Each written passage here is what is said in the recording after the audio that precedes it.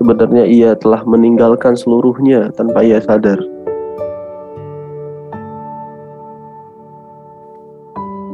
Kalau misalkan kita, ayah bunda semua, menganggap bahwa diri kita telah membaca sekian banyak ayat, maka ketika ayat itu tidak membuat diri kita ternyata ada perbaikan dalam iman, perbaikan dalam ibadah, perbaikan dalam segala sesuatunya, maka seutuhnya ia sedang meninggalkan Al-Quran secara keseluruhan.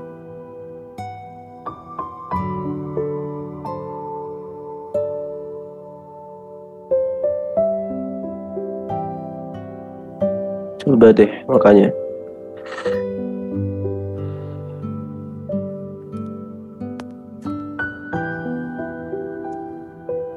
mudah-mudahan setiap harinya bertambah ilmu, bertambah juga amal. Bertambah ilmu, dialirin iman, bertambah juga amal.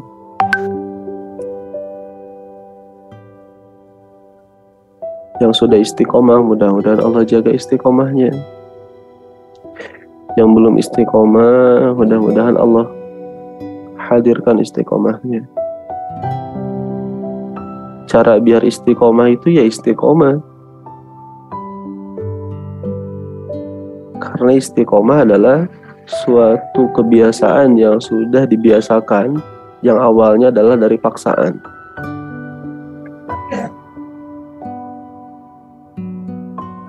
Kita nggak bisa menjadi orang yang istiqomah yang kita ingin wafat kita sesuai dengan apa yang biasa kita lakukan.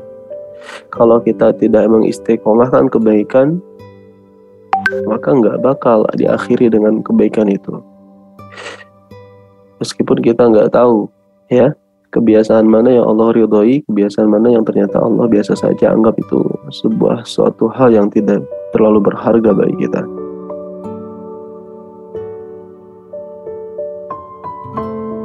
Semakin kita memahami kedudukan Al-Quran dalam kehidupan kita, semakin kita merasakan bahwa Al-Quran itu menjadi sumber kebahagiaan.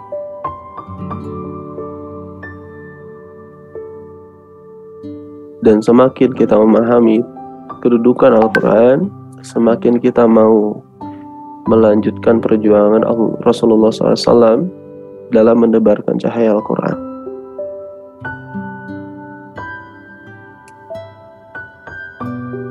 Masya Allah, guru-guru di kami ini, guru-guru di peradaban, guru-guru di lembaga Quran, banyak ternyata yang tidak hanya berkontribusi dari sisi ilmu, tapi juga mereka juga berkontribusi dari sisi tenaganya, meninggalkan istrinya, meninggalkan anak-anaknya untuk ngurusin Al-Quran.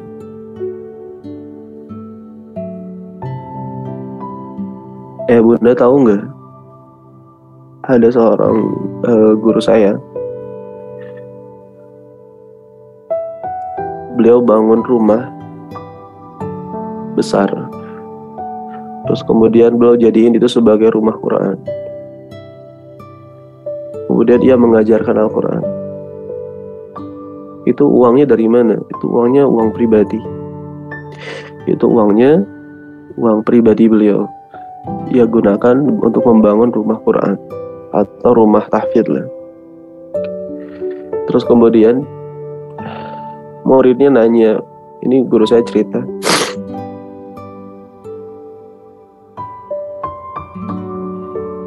terus muridnya nanya, Ustaz kalau pulang suka arahnya ke arah sana ya? Ustaz rumahnya di mana? Terus kemudian saya rumahnya dekat sini. Ini muridnya pengen silaturahim ke rumah ustadznya, pemilik rumah besar itu yang jadi tempat pendidikan Al-Quran. Ya ustadznya nggak merasa malu, nggak merasa apa ya, karena ya memang dunia seperti itu. Bukan sesuatu yang kalau bagus dibanggakan, kalau jelek kita merasa terhina, nggak begitu. Makanya ya udah, ayo, kau mau main ke rumah ustadz, ya udah yuk, berapa orang? Ternyata ada 5 orang. Kayaknya datanglah ke rumah ustadznya. Ketika didatengin, rumahnya gubuk. Rumahnya gubuk, pakai triplek gitu temboknya. Terus kemudian atapnya atap asbes biasa, ya. Dan rumah beliau masih pakai pelur semen. Kan bingung muridnya, Ustaz, rumah tahfidz Ustaz kan ini indah gitu kan, mewah, besar. Kenapa ini beneran rumah Ustaz? Muridnya nggak percaya. Tapi dilihatlah baju yang kemarin dipakai, ternyata ada di gantungan baju di rumahnya. Ternyata bener-bener setiap hari memang tinggalnya di situ. Ada istri, ada anaknya. Lah anak-anaknya cinta sama gurunya, nanya, Ustaz kenapa kayak gitu? Ini tempat kami tinggal untuk ngafal Quran kan bagus. Kenapa Ustaz tinggal seperti ini gitu? Akhirnya beliau jawab, gak apa-apa, insya Allah di sini juga nyaman kok. Yang penting ada istri saya, ada anak saya. Tempat pendidikan Al-Quran mesti indah, mesti baik. Karena saya tidak ingin menyambut orang-orang yang cinta sama Quran. Saya tidak ingin orang-orang yang interaksi sama Quran itu punya tempat yang hanya sebatas bangunan. Saya ingin memposisikan kedudukan Al-Quran sesuai dengan kemuliaannya, meskipun tidak sampai kepada itu. Makanya rumahnya dekat dan bolak-balik, karena memang aktivitas beliau juga seringnya sama anak-anak gitu, untuk ngajar dari pagi sampai malam, pulang gitu kan. Istrinya juga ngajar.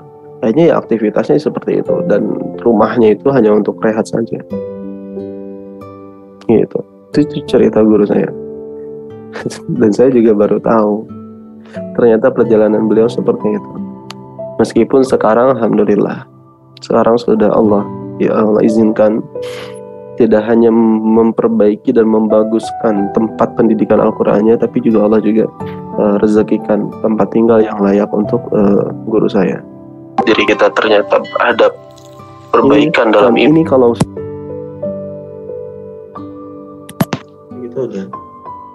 kita udah nggak bakal lagi salah paham Al-Quran sesuatu yang biasa, itu udah kurang tepat.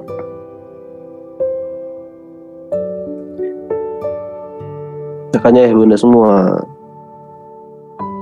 saya secara pribadi menasihati diri saya sendiri dan juga ya bunda semua, ketika kita punya satu peluang untuk menjadi pelayan Al-Quran, maka ambil itu. Karena kita nggak tahu kapan peluang itu Allah tawarkan ke depan pandangan kita, ke depan diri kita. Bisa saja itu adalah tawaran terakhir dari Allah Subhanahu wa Ta'ala, yang setelah itu tidak ada datang tawaran yang lain lagi. Saya punya kenalan seseorang yang mau jual rumah. Terus kemudian dia ingin dijual rumahnya itu sekitar 7M. Terus kemudian datang ada satu orang yang mau beli, dia nawar dari 7M itu, bisa nggak dibelinya 6,9M, nggak 7M. Ini orang yang saya kenal ini, dia nolak, dia pengennya 7M aja.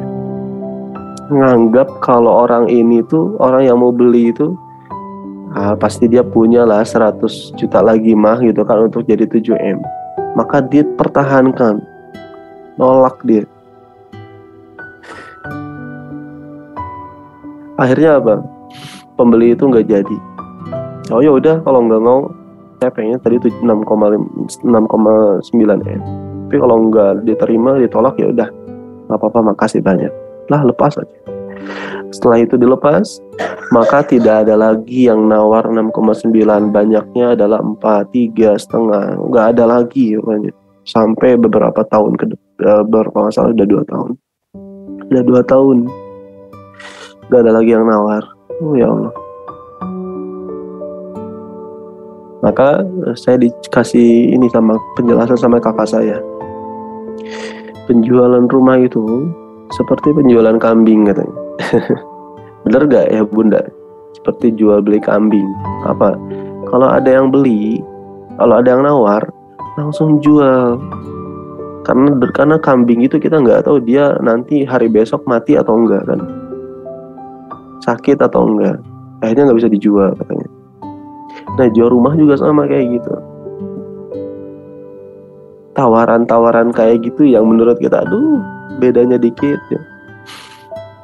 Nah, maksud saya, tawaran-tawaran sama Allah, ditawar sama Allah, nih, saya punya produk, kata Allah tuh. Saya ada rumah Quran, saya ada lembaga Al-Quran, saya ada lembaga dakwah Quran. Silahkan yang mau kontribusi di situ. Mau jadi apa kita? Mau jadi pengajar nih, sok silahkan turun.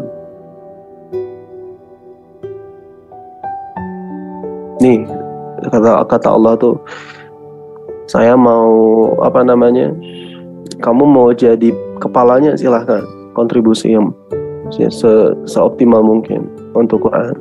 Jadi tawaran-tawaran itu benar-benar Allah hadirkan. Dan jangan sampai cuma sekali aja ternyata kita lewatkan.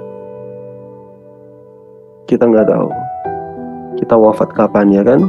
Dan kita nggak tahu amal yang diterima yang mana, sedekah yang diterima sama Allah itu yang mana.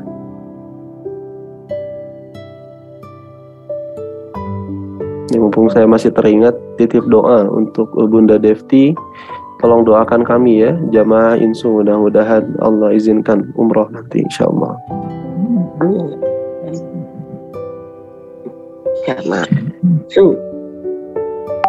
Makanya satu hal, ketika Allah hadirkan satu langkah kebaikan, jangan dilewati. Karena kita nggak tahu kapan Allah kasih lagi kemampuan untuk melakukan kebaikan itu. Amin ya Allah. Makanya saya sangat, masya Allah, saya pribadi Al-Fakir yang sebetulnya juga nggak ada faidahnya. Saya memuji orang-orang soleh itu karena saya nggak ada efek positifnya. Sama saja kalau dipuji sama saya. Kalau dipuji sama Allah ya itu dahsyat banget. Tapi kalau dipuji sama manusia termasuk saya biasa saja. Nggak ada efek baik untuk orang soleh itu, nggak ngaruh gitu. Tapi saya kagum sama orang-orang yang soleh di luar sana. Dan saya juga nggak tahu, mungkin di sini di sahabat Insu ada orang-orang yang kontribusinya sangat besar untuk Al-Quran. Dan saya sangat kagum dengan mereka.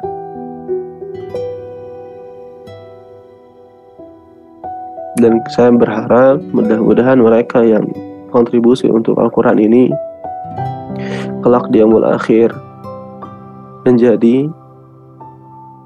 hamba yang diizinkan untuk memberikan syafaat juga dengan sebab Al-Quran, bisa menolong saudara-saudarinya 7 turunan bisa diberikan syafaat olehnya untuk masuk surga juga bareng-bareng, karena ia sudah kontribusi untuk Al-Quran. Jadi mesti tahu, karena tahu kitanya kalau sudah kontribusi sama Al-Quran, kata Allah, keberkahannya itu kita akan ketahui sebagaimana keberkahan yang diberikan kepada Nabi Ibrahim alaihissalam. 7 turunan ya Bunda semua, ke kanan, ke kiri, ke bawah, ke atas. Nenek-nenek moyang kita juga akan mendapatkan syafaat itu ketika Al-Quran, kita mendapatkan syafaat dari Al-Quran. Itulah keberkahan Al-Quran. Masya Allah ya. Siapa di sini yang mau dapetin keberkahan Al-Quran?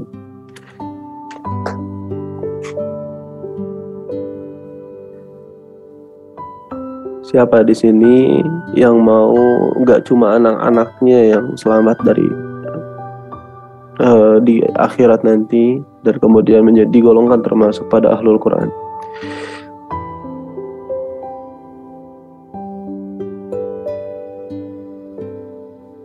Ustaz, saya masih merasa gak pantas nih, kayaknya saya masih jauh sama Quran.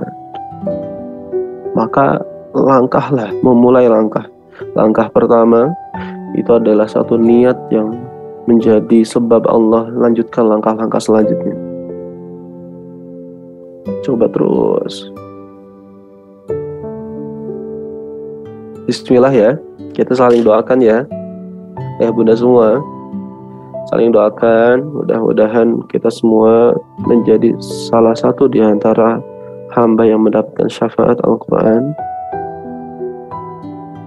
Kemudian Allah izinkan kita mengangkat derajat saudara-saudari kita, ayah bunda kita, kemudian nenek moyang kita, ke bawahnya keturunan kita, cucu-cucu, cicit gitu kan. Mudah-mudahan keberkahan Al-Quran itu Allah tebar ke tengah keluarga besar kita di dunia sampai di yaumul akhir nanti, dan dikumpulkan bersama Rasulullah Muhammad SAW di surganya Allah Subhanahu Wa Taala.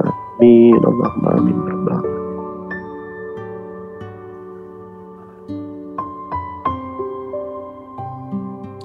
Kita baca dulu surah Al-Fatihah bareng-bareng untuk diri kita semua, untuk hati-hati kita, untuk niat-niat kita, untuk janji-janji kita sama Allah.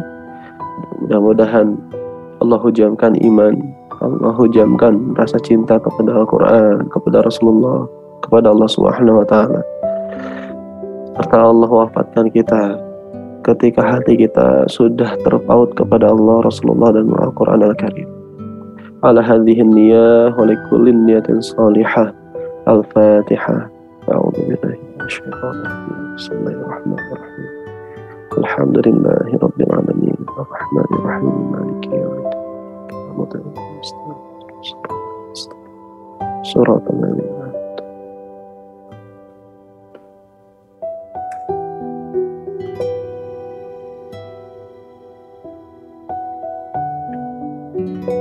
Baik, bunda semua, alhamdulillah pada pagi hari ini kita sudah cukup mendapatkan inspirasi subuhnya. Mudah-mudahan ada inspirasi yang bisa kita ambil, dan tentunya yang penting keluar dari majelis ini ada amalan yang dibarengi oleh iman yang bisa kita kerjakan, sehingga itu menjadi amal saleh terbaik bagi kita di hari Kamis hari ini, insyaallah. Ada pesan bunda semua, informasi dari para santri. Hari ini santri sedang saum, insyaallah. Bagi sahabat semua yang mau untuk berkontribusi atau bukan berkontribusi, menyuapkan satu makanan kebaikan kepada santri-santri yang lagi saum, udah ngafal, kemudian saum, dan nanti buka puasa, ada makanan-makanan yang dari diri kita dimakan oleh mereka, dan kita mendapat pahala saumnya juga. Maka silakan untuk berbagi takjil atau berbagi untuk buka puasa anak-anak santri, insyaallah. Mudah-mudahan dari situ keberkahan kita terus Allah lebarkan lagi, insyaallah. Demikian dari saya, barakallahu fikum, sahabat semua, bunda semua, mudah-mudahan sehat-sehat. Salam kepada anak-anaknya, mudah-mudahan anak-anaknya juga menjadi anak-anak yang salih, yang lagi di pesantren, yang lagi di sekolah umum, yang lagi kuliah. Mudah-mudahan Allah karuniakan bimbingan terus dan terus dihujamkan untuk semakin dekat langkahnya kepada Al-Quran, dan semakin Allah tanamkan rasa cinta kepada Al-Quran Al-Karim. Salam juga kepada santri-santri Pusdiklat, santri-santri Jatinangor, santri-santri mana lagi? Santri inspirasi subuh ya. Ini santri insu. Mudah-mudahan sehat-sehat semua. Jazakallahu khairan atas perhatiannya. Barakallahu fikum. Assalamualaikum warahmatullahi wabarakatuh. Waalaikumsalam warahmatullahi wabarakatuh. Terima kasih Ustaz. Sama Bunda. Jazakallah khairan kasiran Ustaz. Barakallahu fiik. Amin. Ayakum. Barakallahu fiik. Waalaikumsalam. Izin lab. Waalaikumsalam warahmatullahi wabarakatuh. Syukur kepada guru kita semua, Ustadz Rubian Wasawaluddin yang telah membersamai kita pada pagi hari ini, yang tentunya sangat luar biasa ya Bunda, sahabat-sahabat sekalian.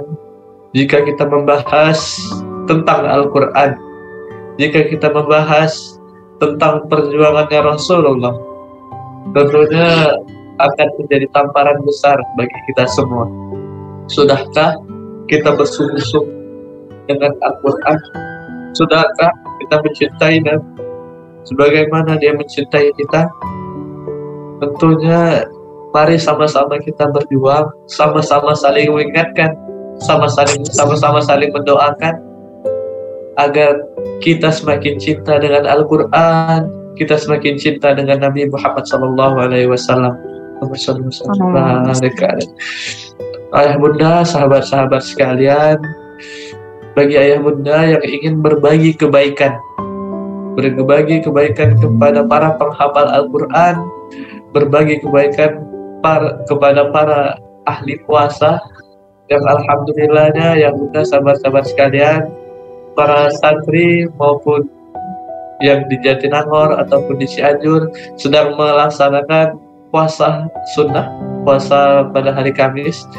Bagi ayah bunda yang ingin mendapatkan pahala puasa, bagi ayah bunda yang ingin mendapatkan hal yang sama seperti yang mereka dapatkan, tentunya dengan cara memberikan hal terbaik, membahagiakan orang di sekitar kita. Ayah bunda bisa tinggal diklik link donasinya, karena insya Allah akan menjadi pahala yang dicatat di sisi Allah Subhanahu wa Ta'ala.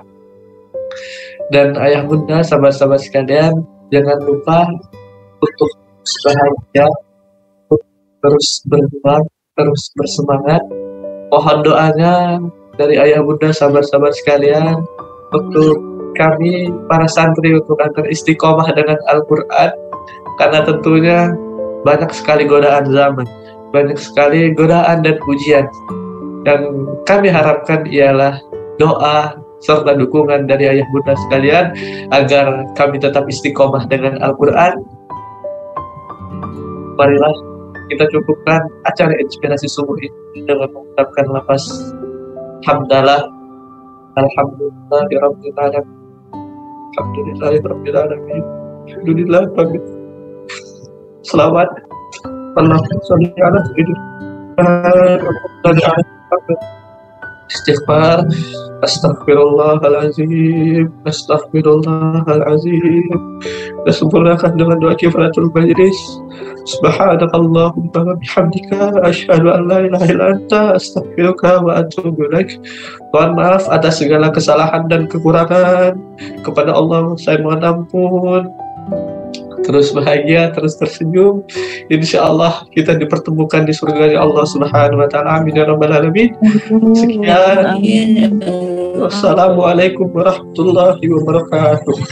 Waalaikumsalam warahmatullahi wabarakatuh. Waalaikumsalam warahmatullahi wabarakatuh. Ustaz khairan kasiran Kang Jati. Barakallah ya. Kang Jati. Thank you.